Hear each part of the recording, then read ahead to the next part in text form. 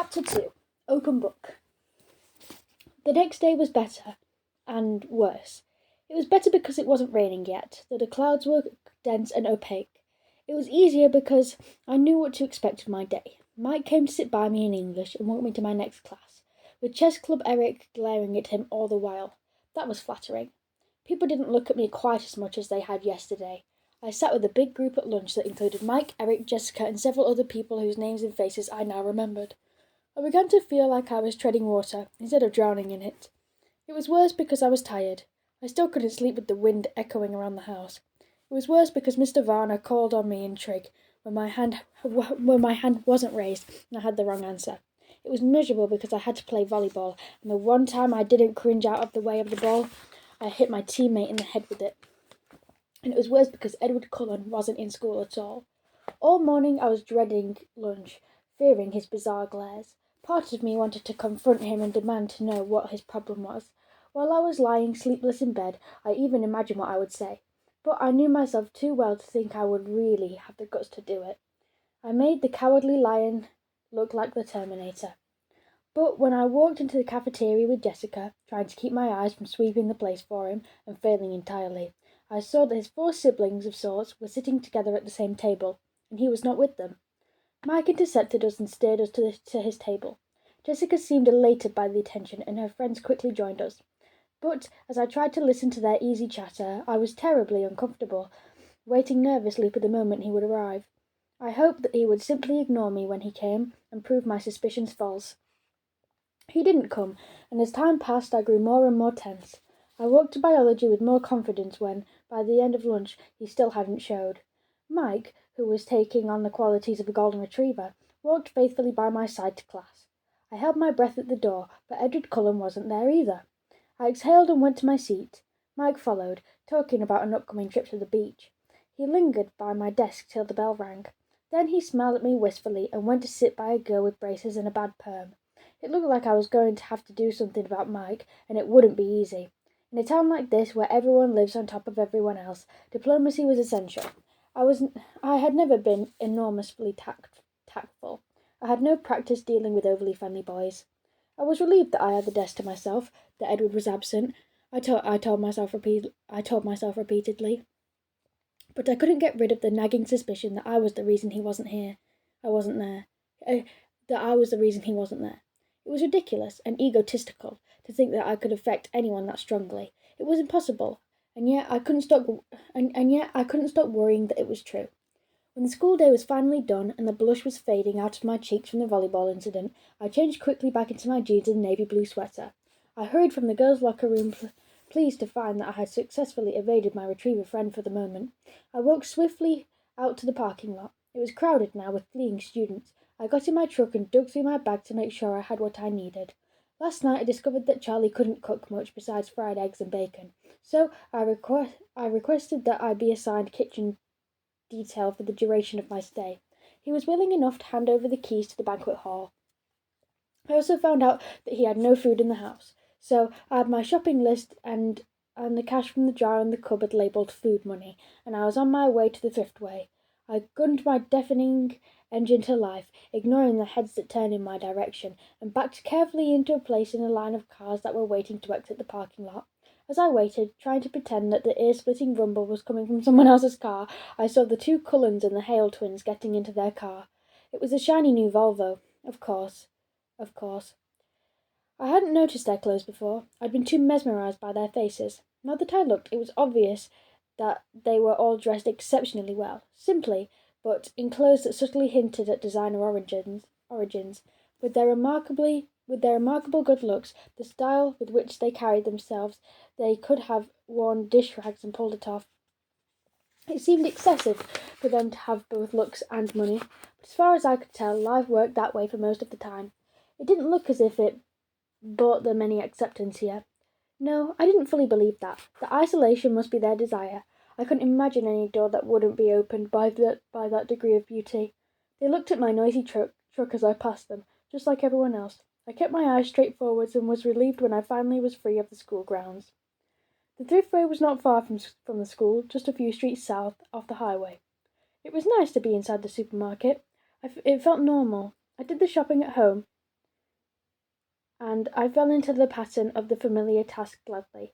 The store was big enough inside that I couldn't hear the tapping of the rain on the roof to remind me where I was. When I got home, I unloaded all the groceries, stuffing them in wherever I could find an open space. I hoped Charlie wouldn't mind. I wrapped potatoes in foil and stuck them in the oven to bake, covered a steak in marinade and balanced it on top of a carton of eggs in the fridge. When I was finished with that, I took my book bag upstairs. Before starting my homework, I changed into a pair of dry sweats, pulled my damp hair up into a ponytail, and checked my email for the first time. I had 3 messages. "Bella," my mum wrote, "write me as soon as you get in. Tell me how your flight was. Is it raining? I miss you already. I'm almost finished packing for Florida, but I can't find my pink blouse. Do you know where I put it? Phil says hi, Mum." I sighed and went to the next. It was sent 8 hours after the first.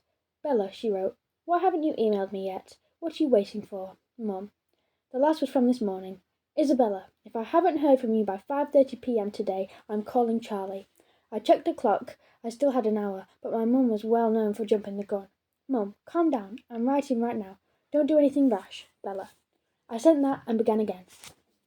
"Mum, everything is great. Of course it's raining. I was waiting for something to write about. School isn't bad, just a little repetitive. I met some nice kids who sit by me at lunch. Your blouse is at the dry cleaners. You were supposed to pick it up Friday. Charlie bought me a truck. Can you believe it? I love it. It's old but really sturdy. Which is good, you know, for me. I miss you too. I'll write again soon, but I'm not going to check my email every 5 minutes. Relax, breathe. I love you. Bella." I had decided to read Wuthering Heights, the novel we were currently studying in English, yet again for the fun of it, and that's what I was doing when Charlie came home. I'd lost track of the time, and I hurried downstairs to take the potatoes out and put the steak into broil. "Bella," my father called out when he heard me on the stairs. "Who else?" I thought to myself. "Hey, Dad, welcome home." "Thanks." He hung up his gun belt and stepped out of his boots as I bustled about the kitchen. As far as I was aware, he'd never shot the gun on the job, but he kept it ready. When I came here as a child, he would always remove the bullets as soon as he walked in the door. I guess he considered me old enough now not to shoot myself by accident, and not depressed enough to shoot myself on purpose. "What's for dinner?" he asked warily. My mother was an imaginative cook, and her experiments weren't always edible. I was surprised and sad that he seemed to remember that far back. "Steak and potatoes," I answered, and he looked relieved. He seemed to feel awkward standing in the kitchen doing nothing. He lumbered into the living room to watch TV while I worked. We were both more comfortable that way. I made a salad with the steaks cooked and set the table. I called him in when dinner was ready, and he sniffed appreciatively as he walked into the room. "Smells good, Belle." "Thanks." We ate in silence for a few minutes. It wasn't uncomfortable. Neither of us was bothered by the quiet. In some ways, we were well suited for living together. "So, how did you like school? Have you made any friends?" he asked as he was taking seconds. "Well, I have a few classes with a girl named Jessica. I sit with her friends at lunch, and there's this boy, Mike, who's very friendly. Everybody seems pretty nice, with one outstanding exception. That must be Mike Newton. Nice kid, nice family. His dad owns a sporting goods store just outside of town. He makes a good living off all the backpackers who come through here." "Do you know the Cullen family?" I asked hesitantly. "Dr. Cullen's family?" "Sure, Dr. Cullen's a great man. The kids are a little different. They don't seem to fit in very well at school." Charlie surprised me by looking angry. "People in this town," he muttered. "Dr. Cullen is a brilliant surgeon who could possibly work in any hospital in the world, make 10 times the salary he gets here," he continued, getting louder. "We're lucky to have him. Lucky that his wife wanted to live in a small town. He's an asset to the community, and all of those kids are well behaved and polite. I had my doubts when they first moved in with all those adopted teenagers. I thought we might have some problems with them, but they're all very mature. I haven't had one speck of trouble from any of them. That's more than I can say for the children of some folks who have lived in this town for generations, and they stick together the way a family should. Camping trips every other weekend. Just because they're newcomers, people have to talk." It was the longest speech I'd ever heard Charlie make. He must feel strongly about whatever people were saying. I backpedaled. "They seem nice enough to me. I just noticed they kept to themselves. They're all very attractive," I added, trying to be more complimentary. Sorry. There's a hair in my mouth. You should see the doctor, Charlie said, laughing. It's a good thing he's happily married. A lot of the nurses at the hospital have a hard time concentrating on their work with him around. We lapsed back into silence as we finished eating. He cleared the table while I started on the dishes. He went back to the TV, and after I finished washing the dishes by hand, no dishwasher, I went upstairs unwillingly to work on my math homework. I could feel a tradition in the making. That night it was finally quiet. I fell asleep quickly, exhausted. The rest of the week was uneventful. I got used to the routine of my classes. By Friday I was able to recognize, if not name, almost all the students at school. In gym, the kids on my team learned not to pass me the ball and to step quickly in front of me if the other team tried to take advantage of my weakness. I happily stayed out of their way. Edward Cullen didn't come back to school. Every day I watched anxiously until the rest of the Cullens entered the cafeteria without him. Then I could relax and join in the lunchtime conversation. Mostly it was centered around a trip to the La Push Ocean Park in 2 weeks that Mike was putting together. I was invited and I had agreed to go, more out of politeness than desire. Beaches should be hot and dry. By Friday I was perfectly comfortable entering my biology class, no longer worried that Edward would be there.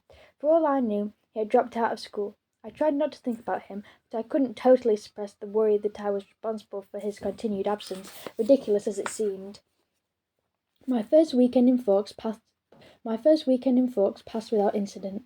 Charlie, unused to spending time in the usually empty house, worked most of the weekends. I cleaned the house, got ahead on my homework, and wrote my mum more bogusly cheerful email.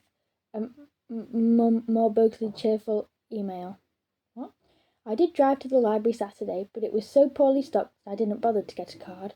I would have to make a date to visit Olympia or Seattle soon and find a good bookstore. I wondered idly what kind of gas mileage the truck got, and shuddered at the thought. The rain stayed soft over the weekend, quiet, so I was able to sleep well. People greeted me in the parking lot Monday morning. I didn't know all their names, but I waved back and smiled at everyone. It was colder this morning, but happily not raining. In English, Mike took his accustomed seat by my side. We had a pop quiz on Wuthering Heights. It was straightforward, very easy. All in all, I was feeling a lot more comfortable than I had thought I would feel by this point. More comfortable than I had ever expected to feel here. When we walked out of class, the air was full of swirling bits of white. I could hear people shouting excitedly to each other. The wind bit at my cheeks, my nose. "Wow," Mike said, "it's snowing." I looked at the little cotton fluffs that were building up along the sidewalk and swirling erratically past my face. Ew. Snow. There went my good day. He looked surprised. "Don't you like snow?" "No, that means it's too cold for rain. Obviously. Besides, I thought it was supposed to come down in flakes, each one unique and all that.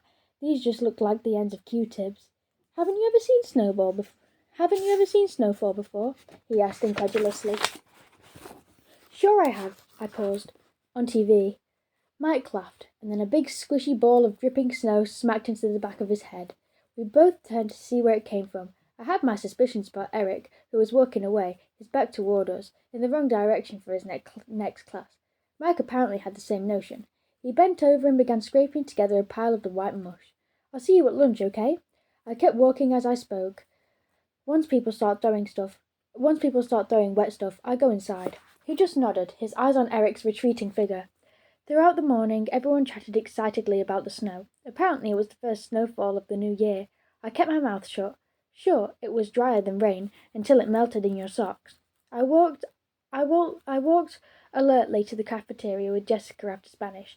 Mush balls were flying everywhere. I kept a binder in my hands, ready to use it as a shield if necessary. Jessica thought it was hilarious, but something in my expression kept her from lobbing a snowball at me herself. Mike caught up to us as we walked in the doors, laughing, with eyes melting the spikes in his hair. He and Jessica were talking animatedly about the snow fights as we got in line to buy food. I glanced toward the table in the corner out of habit, and then I froze where I stood. There were 5 people at the table. Jessica pulled on my arm. "Hello, Bella? What do you want?" I looked down. My ears were hot. I had no reason to feel self-conscious, I reminded myself. I hadn't done anything wrong. "What's with Bella?" Mike asked Jessica. "Nothing," I answered. "I'll just get a soda today." I caught up to the end of the line. "Aren't you hungry?" Jessica asked. "Actually, I feel a little sick," I said, my eyes still on the floor. I waited for them to get their food and then followed them to a table, my eyes on my feet. I sipped my soda slowly, my stomach churning. Twice Mike asked, with unnecessary concern, how I was feeling. I told him it was nothing, but I was wondering if I should play it up and escape to the nurse's office for the next hour. Ridiculously, I shouldn't have to run away. I decided to permit myself one glance at the Cullen family's table. If he was glaring at me, I would skip biology, like the coward I was. I kept my head down and glanced up under my lashes. None of them were looking this way. I lifted my head a little. They were laughing. Edward, Jasper, and Emmett all had their hair entirely saturated with melting snow. Alice and Rosalie were leaning away as Emmett shook his dripping hair toward them. They were enjoying the snowy day, just like everyone else. Only they looked more like a scene from a movie than the rest of us. But aside from the laughter and playfulness, there was something different, and I couldn't quite pinpoint what the difference was. I examined Edward the most carefully. His skin was less pale, I decided. Flushed from the snow fight, maybe. The circles under his eyes much less noticeable. But there was something more. I pondered, staring, trying to isolate the change. "Bella, what are you staring at?" Jessica intruded, her eyes following my stare. At that precise moment his eyes flashed over to meet mine. I dropped my head, letting my hair fall to conceal my face. I was sure, though, in the instant our eyes met, that he didn't look harsh or unfriendly as he had the last time I'd seen him. He looked merely curious again, unsatisfied in some way. "Edward Cullen is staring at you," Jessica giggled in my ear. "He doesn't look angry, does he?" I couldn't help asking. "No," she said, sounding confused by my question. "Should he be?" "I don't think he likes me," I confided. I still felt queasy. I put my head down on my arm. "The Cullens don't like anybody. Well, they don't notice anybody enough to like them. But he's still staring at you." "Stop looking at him," I hissed. She snickered, but she looked away. I raised my head enough to make sure that she did, contemplating violence if she resisted. Mike interrupted us then. He was planning an epic battle of the blizzard in the parking lot after school and wanted us to join. Jessica agreed enthusiastically. The way she looked at Mike left little doubt that she would be up for anything he suggested. I kept silent. I would have to hide in the gym until the parking lot cleared. For the rest of the lunch hour, I very carefully kept my eyes at my own table. I decided to honour the bargain I'd made with myself. Since he didn't look angry, I would go to biology. My stomach did frighten little flips at the thought of sitting next to him again. I didn't really want to walk to class with Mike as usual. He seemed to be a popular target for the snowball snipers, but when we went to the door, everyone besides me groaned in unison. It was raining, washing all the traces of the snow away in clear, icy ribbons down the side of the walkway. I pulled my hood up, secretly pleased. I would be free to go straight home after gym. Mike kept up a string of complaints on the way to Building 4. Once inside the classroom, I saw with relief that my table was still empty. Mr. Banner was walking around the room, distributing one microscope and a box of slides to each table. Class didn't start for a few minutes, and the room buzzed with conversation. I kept my eyes away from the door, doodling idly on the cover of my notebook. I heard very clearly when the chair next to me moved, but my eyes stayed carefully focused on the pattern I was drawing. "Hello," said a quiet, musical voice. I looked up, stunned that he was speaking to me.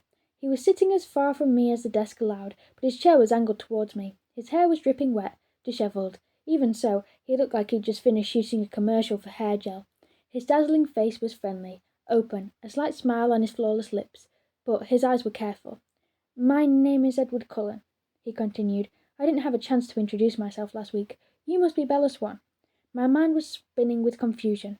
Had I made up the whole thing? He was perfectly polite now. I had to speak. He was waiting. But I couldn't think of anything conventional to say. How do you know my name?" I stammered. He laughed a soft, enchanting laugh. "Oh, I think everyone knows your name. The whole town's been waiting for you to arrive." I grimaced. I knew it was something like that. "No," I persisted stupidly. "I meant, why did you call me Bella?" He seemed confused.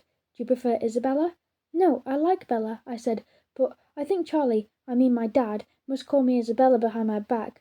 That's what everyone here seems to know me as." I tried to explain, feeling like an utter moron. "Oh," he let it drop. I looked away awkwardly. Thankfully, Mr. Banner started class at that moment. I tried to concentrate as he explained the lab we would be doing today. The slides in the box were out of order. Working as lab partners, we had to separate the slides of onion root tip cells into the phases of mitosis they represented and label them accordingly. We weren't supposed to use our books. In 20 minutes he will be coming around to see who had it right. Get started, he commanded. Ladies first, partner? Edward asked. I looked up to see him smiling a crooked smile so beautiful that I could only stare at him like an idiot. Or I could start, if you wish. The smile faded. He was obviously wondering if I was mentally competent. No, I said, flushing. I'll go ahead.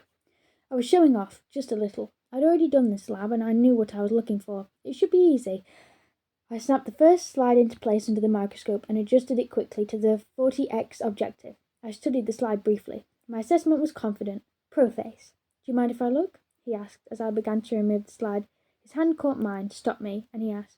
His fingers were ice cold, like he'd been holding them in a snowdrift before class. But that wasn't why I jerked my hand away so quickly. When he touched me, it stung my hand as if an electric current had passed through us. I'm sorry, he muttered, pulling his hand back immediately. However, he continued to reach for the microscope. I watched him, still staggered, as he examined the slide for an even shorter time than I had. Prophase, he agreed, writing it neatly in the first space on our worksheet. He swiftly switched out the slide for the second, and then glanced at it cursorily. Guys, what the... Anaphase, he murmured, writing it down as he spoke. I kept my voice indifferent. May I? He smirked and pushed the microscope to me. I looked through the eyepiece eagerly, only to be disappointed. Dang it, he was right. Slide 3? I held up my hand without looking at him. He handed it to me. It seemed like he was being careful not to touch my skin again. I took the most fleeting look I could manage. Interface. I passed him the microscope before he could ask for it. He took a swift peek and then wrote it down. I would have written it while he looked, but his clear, elegant script intimidated me. I didn't want to spoil the page with my clumsy scrawl. We were finished before anyone else was close. I could see Mike and his partner comparing two slides again and again, and another group had their book open under the table, which left me with nothing to do but try not to look at him, unsuccessfully. I glanced up and he was staring at me, that same inexplicable look of frustration in his eyes. Suddenly, I identified that subtle difference in his face. Did you get contacts? I blurted out unthinkingly. He seemed puzzled by my unexpected question. No. Oh, I mumbled. I thought there was something different about your eyes. He shrugged and looked away. In fact, I was sure there was something different. I vividly remembered the flat black colour of his eyes the last time he'd glared at me. The colour was striking against the background of his pale skin and his auburn hair. Today his eyes were a completely different colour, a strange ochre, darker than butterscotch, but with the same golden tone. I didn't understand how that could be, unless he was lying for some reason about the contacts. Or maybe Fawkes was making me crazy in the literal sense of the word. I looked down. His hands were clenched into hard fists again. Mr. Banner came to our table then, to see why we weren't working. He looked over our shoulders to glance at the completed lab, and then stared more intently to check the answers. So, Edward, didn't you think Isabella should get a chance with the microscope? Mr. Banner asked. Bella, Edward corrected automatically. Actually, she identified 3 of the 5. Mr. Banner looked at me now. His expression was sceptical. Have you done this lab before? He asked. I smiled sheepishly. Not with onion root. Whitefish blastora? Yeah. Mr. Banner nodded. Were you in an advanced placement program in Phoenix? Yes. Well, he said after a moment, I guess it's good you 2 are lab partners. He mumbled something else as he walked away. After he left, I began doodling on my notebook again. Too bad about the snow, isn't it? Edward asked. I had the feeling he was forcing himself to make small talk with me. Paranoia swept over me again. It was like he had heard my conversation with Jessica at lunch and was trying to prove me wrong. Not really, I answered honestly, instead of pretending to be normal like everyone else. I was still trying to dislodge the stupid feeling of suspicion, and I couldn't concentrate. You don't like the cold. It wasn't a question. Or the wet. Fawkes must be a difficult place for you to live, he mused. You have no idea, I muttered darkly. He looked fascinated by what I said. For some reason I couldn't imagine. His face was such a distraction that I tried not to look at it any more than courteously courtesy absolutely demanded.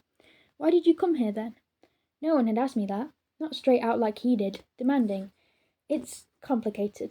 I think I can keep up, he pressed. I paused for a long moment and then made the mistake of meeting his gaze. His dark golden eyes confused me. and I answered without thinking. My mother got remarried, I said. That doesn't sound so complex. He disagreed, but he was suddenly sympathetic. When did that happen? Last September. My voice sounded sad, even to me. And you don't like him? Edward surmised, his tone still kind. No, Phil is fine. Too young, maybe, but nice enough. Why didn't you stay with them? I couldn't fathom his interest, but he continued to stare at me with his penetrating eyes, as if my dull life story was somehow vitally important. Phil travels a lot. He plays ball for a living. I half smiled. Have I heard of him? He asked, smiling in response. Probably not. He doesn't play well. Strictly minor league. He moves around a lot. And your mother sent you here so that she could travel with him, he said. He said it as an assumption again, not a question. My chin raised a fraction. No, she did not send me here. I sent myself. His eyebrows knit together. I don't understand, he admitted, and he seemed unnecessarily frustrated by that fact. I sighed. Why was I explaining this to him? He continued to stare at me with obvious curiosity. She stayed with me at first, but she missed him. It made her unhappy. So I decided it was time to spend some quality time with Charlie. My voice was glum by the time I finished. But now you're unhappy, he pointed out. And? I challenged. That doesn't seem fair, he shrugged, but his eyes were still intense. I laughed without humour. Hasn't anyone ever told you? Life isn't fair. I believe I have heard that somewhere before, he agreed dryly. So that's all, I insisted, wondering why he was still staring at me that way. His gaze became appraising. You put on a good show, he said slowly, but I'd be willing to bet that you're suffering more than you let anyone see. I grimaced at him, resisting the impulse to stick out my tongue like a 5-year-old, and looked away. Am I wrong? I tried to ignore him. I didn't think so, he murmured smugly. Why does it matter to you? I asked, irritated. I kept my eyes away, watching the teacher make his rounds. That's a very good question, he muttered so quietly that I wondered if he was talking to himself. However, after a few seconds of silence, I decided that was the only answer I was ever going to get. I sighed, scowling at the blackboard. Am I annoying you? He asked. He sounded amused. I glanced at him without thinking, and told the truth again. Not exactly. I'm more annoyed at myself. My face is so easy to read. My mother always calls me her open book. I frowned. On the contrary, I found you very difficult to read. Despite everything that I'd said and he'd guessed, he sounded like he meant it. You must be a good reader then, I replied. Usually, he smiled widely, flashing a set of perfect, ultra-white teeth. Mr. Banner called the class to order then, and I turned with relief to listen. I was in disbelief that I'd just explained my dreary life to this bizarre, beautiful boy who may or may not despise me. He'd seemed engrossed in our conversation, but now I could see from the corner of my eye that he was leaning away from me again, his hands gripping the edge of the table with unmistakable tension. I tried to appear attentive, as Mr. Banner illustrated, with transparencies on the overhead projector. What I had seen without difficulty through the microscope, but my thoughts were unmanageable. When the bell finally rang, Edward rushed as swiftly and as gracefully from the room as he had last Monday, and like last Monday, I stared after him in amazement. Mike skipped quickly to my side and picked up my books for me. I imagined him with a wagging tail. That was awful, he groaned. They all looked exactly the same. You're lucky you had Colin for a partner. I didn't have any trouble with it, I said, stung by his assumption. I regretted the snubbing instantly. I've done the lad before, though, I added before he could get his feelings hurt. Cullen seemed friendly enough today, he commented as he shrugged into our raincoats. He didn't seem pleased about it. I tried to sound indifferent. I wondered what was with him last Monday. I couldn't concentrate on Mike's chatter as we walked to gym, and PE didn't do much to hold my attention either. Mike was on my team today. He chivalrously covered my positions as well as his own, so my wool gathering was only interrupted when it was my turn to serve. My team ducked warily out of the way every time I was up. The rain was just a mist as I walked to the parking lot, but I was happier when I was in the dry cab. I got the heater running, for once not caring about the mind-numbing roar of the engine. I unzipped my jacket, put the hood down and fluffed my damp hair out so the heater could dry it on the way home. I looked around me to make sure it was clear. That's when I noticed the still white figure. Edward Cullen was leaning against the front door of the Volvo, 3 cars down from me, and staring intently in my direction. I swiftly looked away and threw the truck into reverse. almost hitting a rusty Toyota Corolla in my haste. Luckily for the Toyota, I stomped on the brake in time. It was just the sort of car that my truck would make scrap metal of. I took a deep breath, still looking out the other side of my car, and cautiously pulled out again. With greater success, I stared straight ahead as I passed the Volvo, but from a peripheral peak, I would swear I saw him laughing. The end of Chapter 2.